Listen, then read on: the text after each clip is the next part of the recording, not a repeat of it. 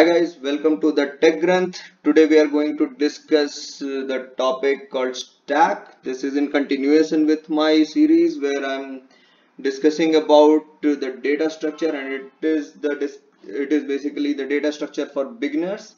We have already covered the arrays and linked lists. So today we are going to cover stack here. Do like and share the video, subscribe to the channel to get further updates. I have also created a playlist for interview questions where I'm solving the lead code problems. So do check that out if you're interested. So let us see what all things we are going to cover today as part of the stack.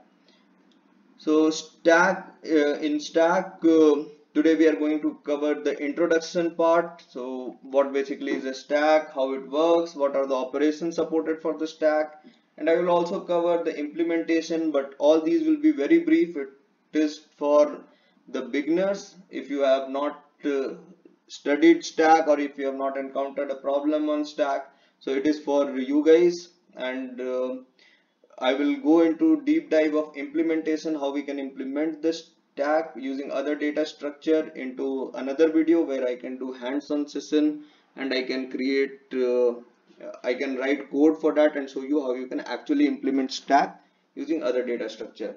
So let us continue with the introduction to stack. So what is a stack? Stack is also a linear data structure like array or a linked list where you access data one after the other.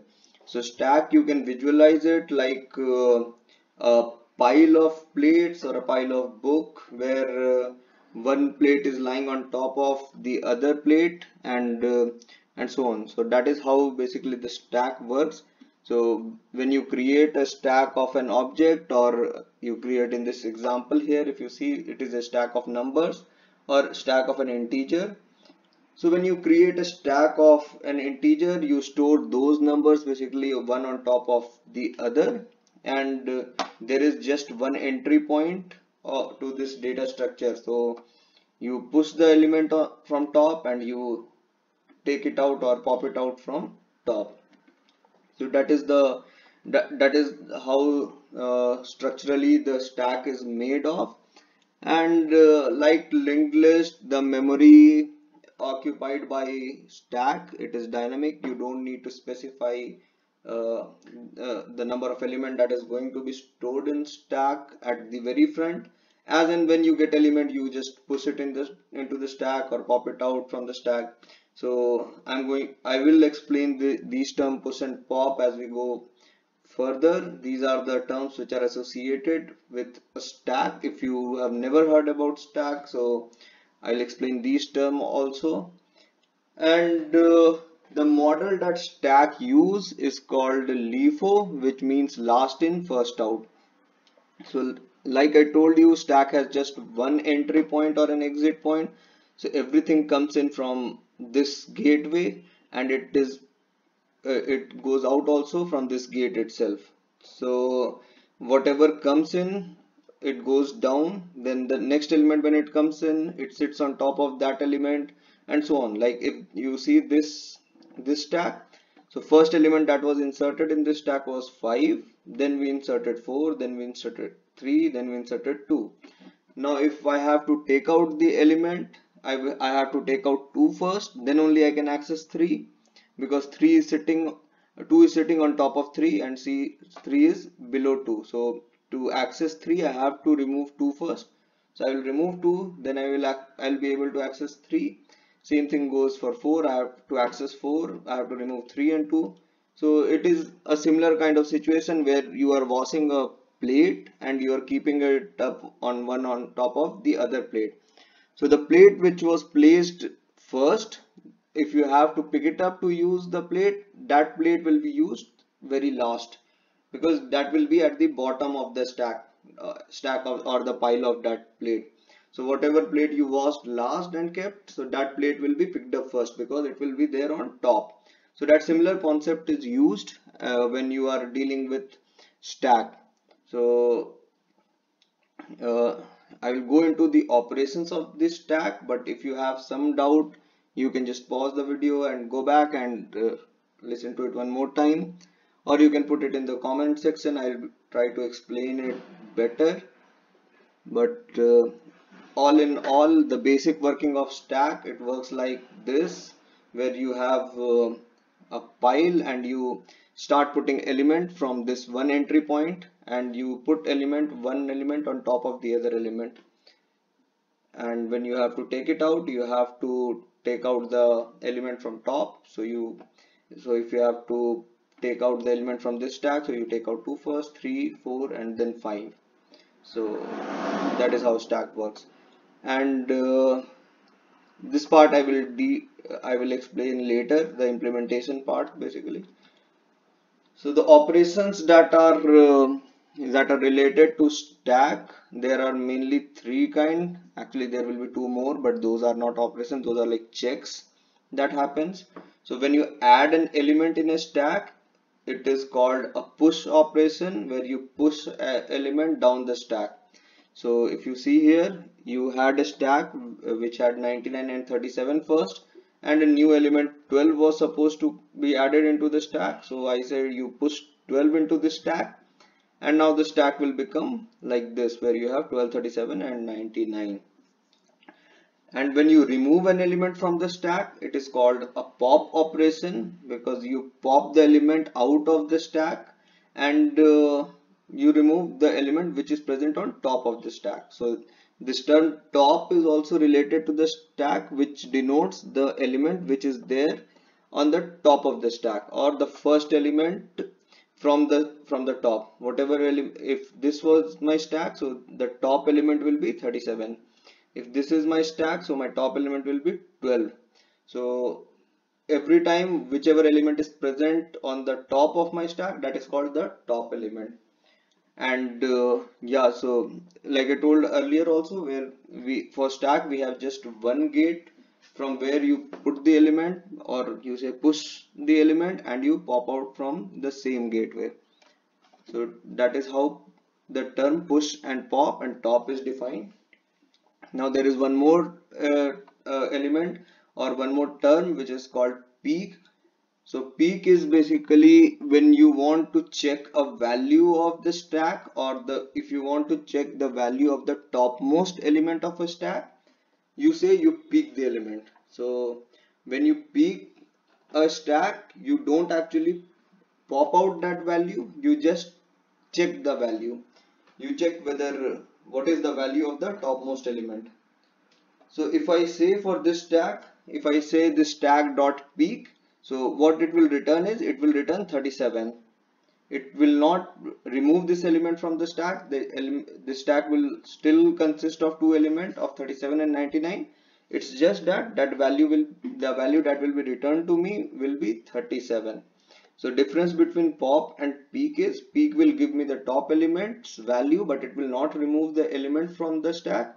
But pop, it will give me the topmost element, and also it will remove that element from the stack. So this is the major difference between pop and peek. Now there is one more operation. It is not an operation like I told earlier. It's a check, where you say the stack is empty. So whether that can be used like if you are using a programming language like Python or Java. So there you can define your stack, and you can say that okay, the stack is empty or not. So if the stack is empty, so that will return a -1 or false kind of thing. If stack is not empty, so that tells me that there are some element in the stack, so it will return true. So that is how stack is empty works.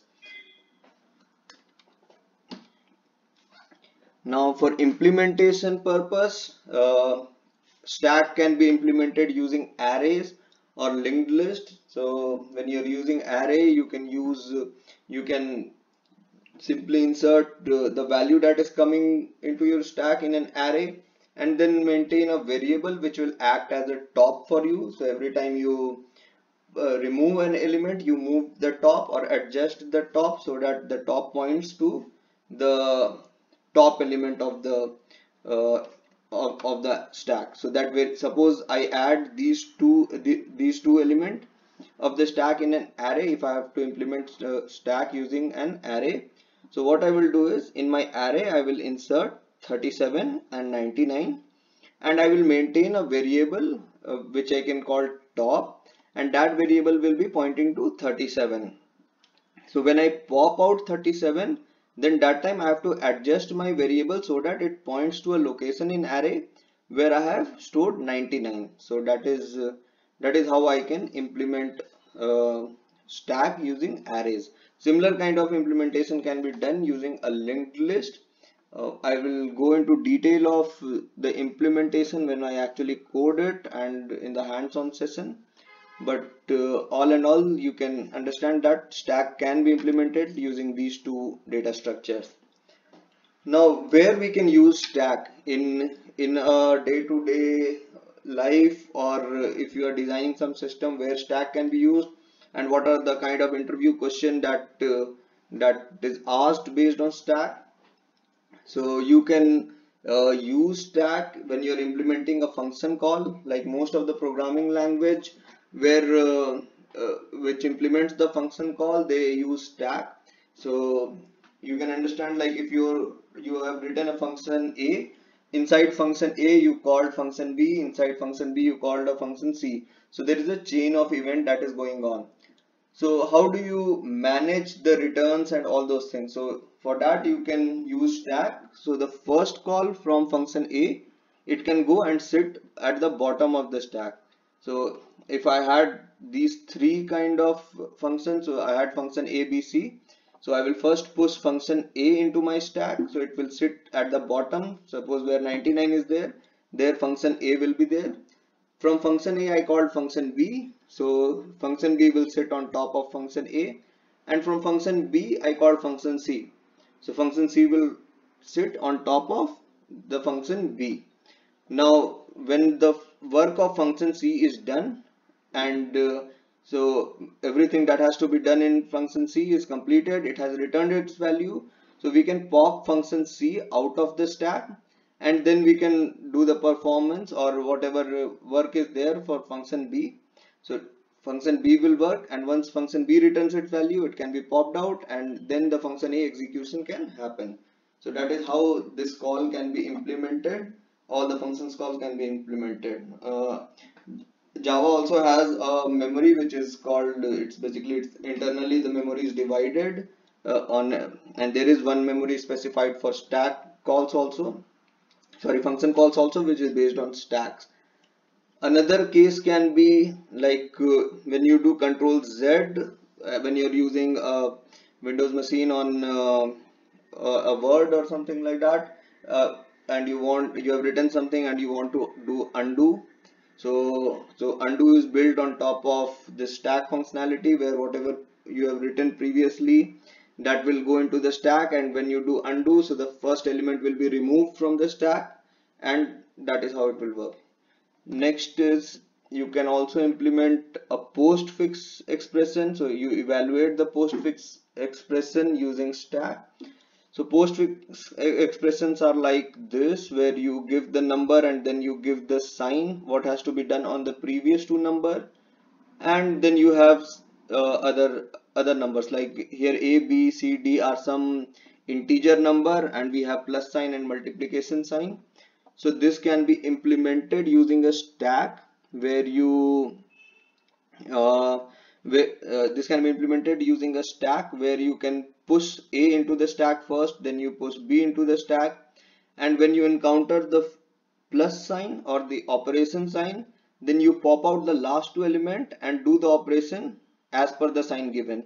So if I have to evaluate this sign, what I will do is I will push A to the stack, then again I will push B to the stack, then I saw plus sign is there, so I will pop out A and B, and I will add A and B. So I will say A plus B, and whatever result I got, I will just push it back into my stack. So that is how my postfix expression will be evaluated using a stack. Then the common question that is asked in interview is to sort a stack. So if you are given a stack like this, so this one is in a sorted order, but in case it was not sorted, so how you will sort a stack? So that you can do using two stacks, where you push and means apply push and pop operation to move elements from one stack to another stack, and that way you can sort your stack basically. So that is all about stack. I will in my next video I will come up with the queue data structure, where I will explain the similar kind of thing, where which will tell you how queue works. Queue is also a linear data structure. So until then, keep posted. Take care. Bye.